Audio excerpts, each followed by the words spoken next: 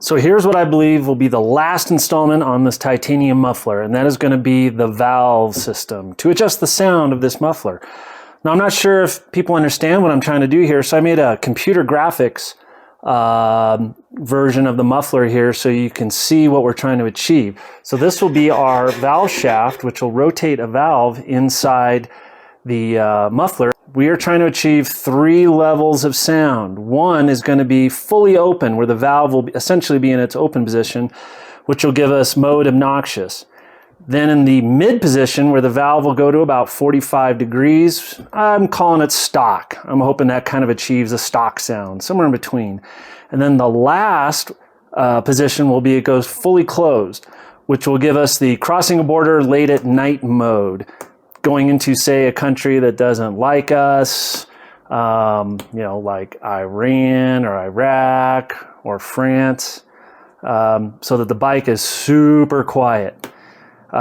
So we're going to take these bits of raw material here that you see on the right, turn it into this valve assembly. Here we go. Here's a quick shot of the entire valve assembly with the rest of the muffler removed, so you can kind of see what we're about to make as far as the entire assembly. Now what I like to do on something like this is I start with the hardest or most complicated part, so that if I can do that, I can then do the rest of it. So it's kind of an emotional event. Kind of sets the pace and makes the task easier as you move along. So in this case, what we're going to do is we're going to start with this assembly, or this part rather, right here, which I so nondescriptly called, what did I call it? The driven lever. The driven lever holds the main pivot shaft, it houses the spring, and it also captures the pull rod to move it back and forth. It's aluminum, and looking at this part, I'm going to tell you right now, it's going to be a 3-op or operation part, meaning we're going to do 3 separate setups to make this part. The first one is going to be working in it kind of from the top down, as you see it here. We're going to machine all these major profiles, these through holes, and get that done in op 1. Op 2 is we'll then rotate it onto its side, something like this, and we will then drill this through hole for the holding pin that holds the shaft in place. And then op 3 will be turning it upside down, back in the vise, and machining off the flange that's left over and boring out this inner cavity here for the spring. So I just wanted to show you briefly what we're going to be doing so that you recognize what's happening in the next upcoming clips. Just a quick reminder who we're working on, MechanicO, hanging from the rafters there. So what we did is we did what we've done before. We have brought the part into the shop computer and generated the CAM code, which will allow us to bring it over to the CNC mill, upload it on the controls, and get going. So the first thing we did is we mounted our blank of aluminum in the vise, and then we loaded up all our tools. Let's go over those real quick. This is a 7-tool operation, and just a reminder, this is op 1 we are doing. 7 tools, let's go over them real quick. We've got ourselves a 1/4" end mill, we've got a 1/2" end mill, 45-degree chamfer end mill, a spotting drill, a letter A drill, a letter U drill, and a thou over 3/8 inch reamer. That should let us complete operation 1. So here we go.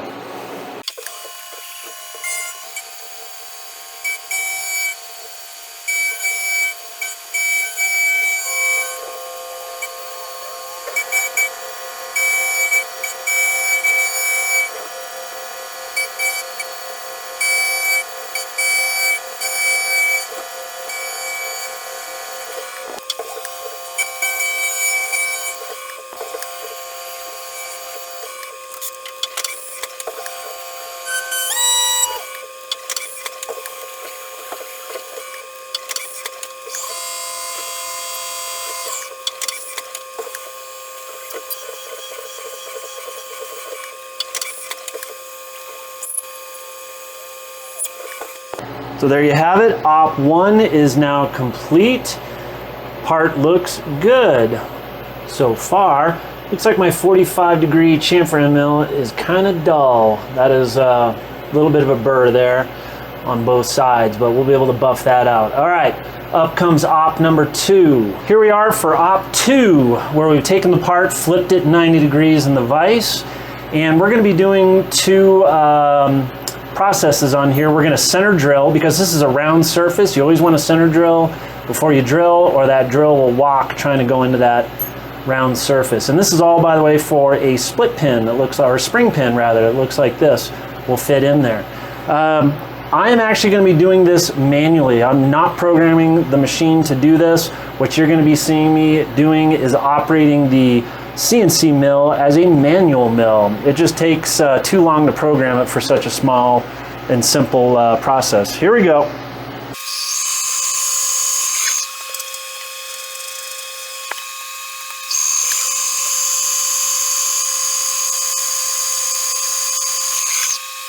Here we are set up for op number 3.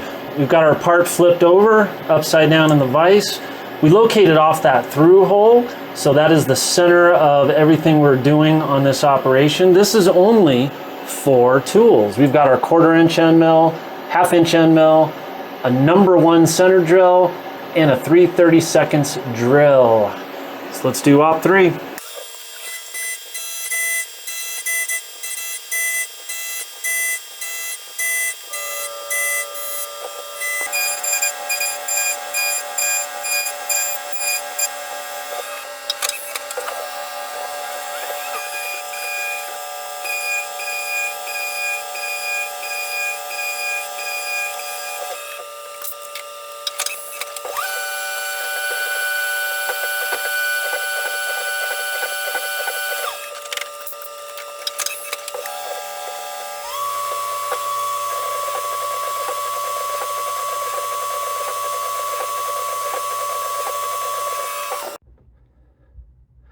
All right, here's our part off the mill, looking good, but let's check it with some of the other parts it's going to work with to make sure we got it. So the first is, let's try the main shaft here. Yep, fits in the hole. We'll be pinning that later.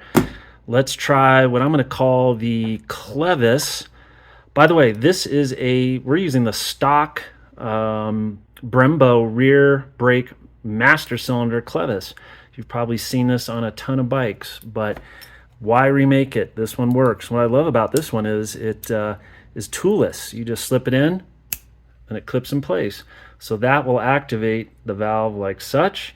And then last, let's see about our spring, big torsion spring.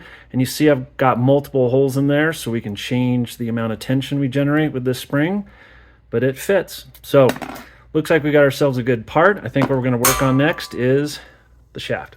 We're going to do the shaft part on the manual mill because it's actually not that complicated. Just so you know, though, I'm not just winging it. I do have a set of drawings that I've made with pre-math and dimensions done. So I am following kind of a recipe for what we're going to do. I believe I've got all our tools set up, ready to go for what we're going to do. So we're going to try and do this in one shot. Here we go.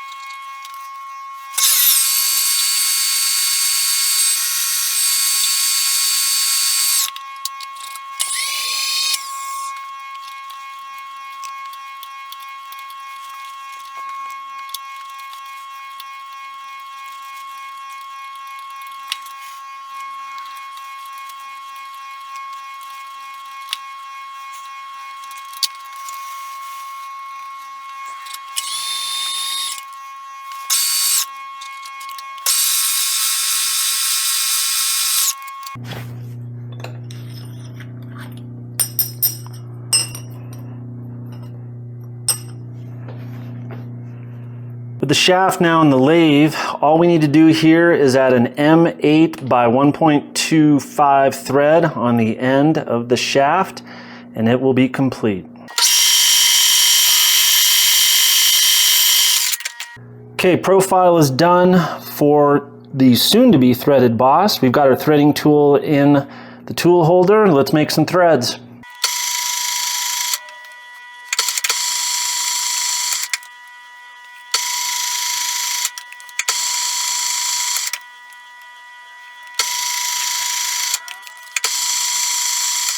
All right, sorry you missed that last pass with the threading tool, but we now successfully can thread on an M8 nut. So we are in good shape. So while we're at the lathe, we're also going to make a brass, my favorite material, washer. Kind of a countersunk washer that goes on the underside of the muffler to back up the lower part of the shaft on a compression spring. You'll see it when we put it together. All right, here we go.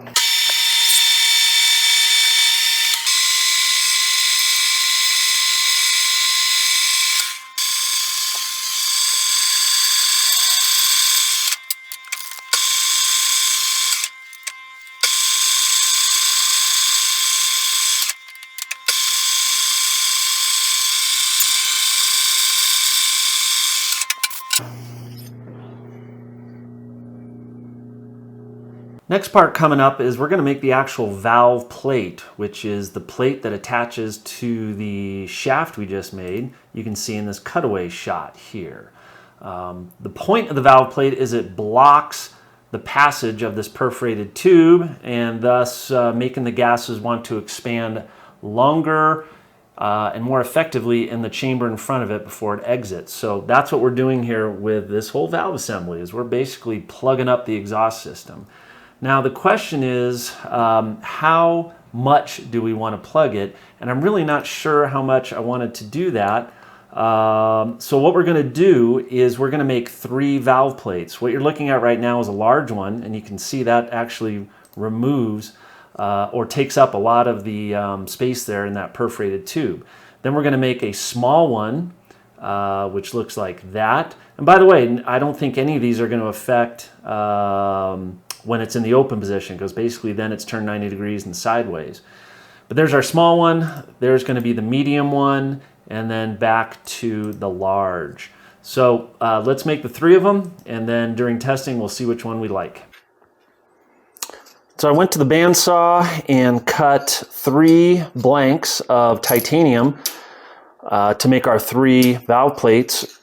Decided to go with the 80 thou on the thickness as opposed to the 40 thou. The 40 thou just seemed too thin and might flop or bend or do something odd in that application. This 80 thou, that's not going anywhere. So let's start with these 3 and drill our holes in here so that we can then take them over to the CNC mill and cut the profiles.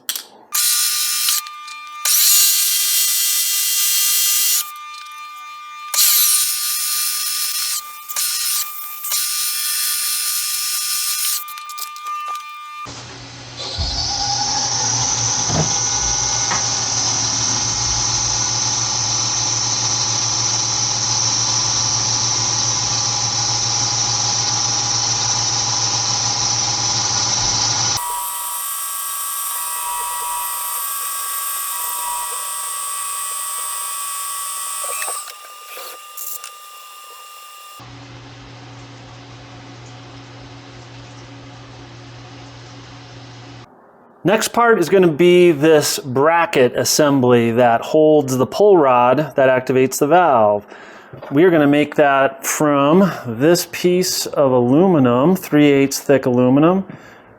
And where this lives, as you saw on that computer model, is it's going to be right about here. And as always, it's not exactly as I modeled it. If I put it where I modeled it, it would hit the gas tank, so we're going to have to put it off to an angle, and this is always to be expected. So let's go ahead and make this and then see how it fits on here before we drill the actual mount holes.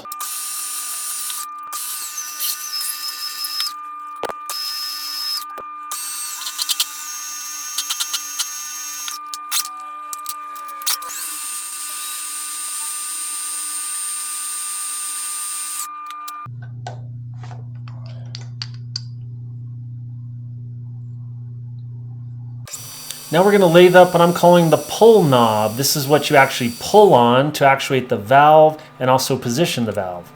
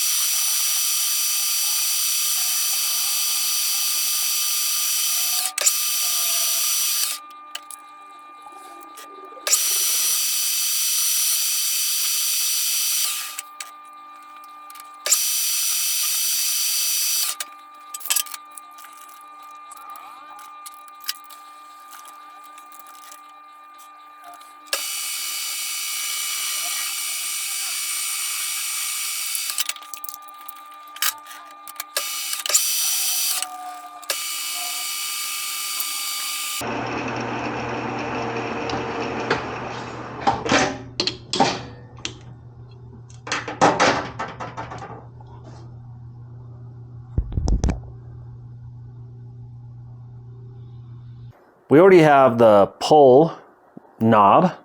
We already have the clevis that goes on the valve. These do this, but what's missing? The connecting rod. So what we're going to do is we are going to take this piece of 1/4-inch titanium and make a pull rod out of it, as you saw in the model.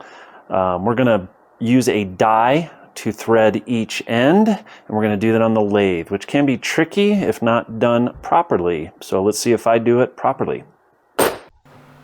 So we're going to be using a threading die to thread the titanium bar as opposed to single pointing it. There you can see the die in the holder, and we have taken down the diameter of the bar to 0.235 of an inch, I believe. That's necessary to get the right or proper threads.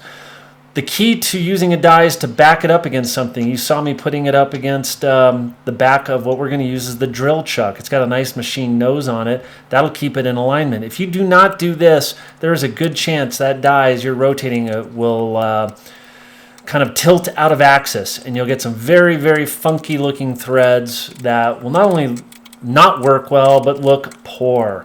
And we do not want that on MechanicO. So here I am getting ready to find out if we succeeded in making a good set of threads by threading on the yoke that will go on there. This is the side that's going to actuate or go onto the valve, and hey, looks like we nailed it. Those are some good threads. Well, there you have it, folks. We are officially done with fabricating. We have all the parts we need fabricated and made, and we are ready for final assembly. Just a couple of follow-ups I made. There's your pull knob. This is a spacer that's going to go behind it.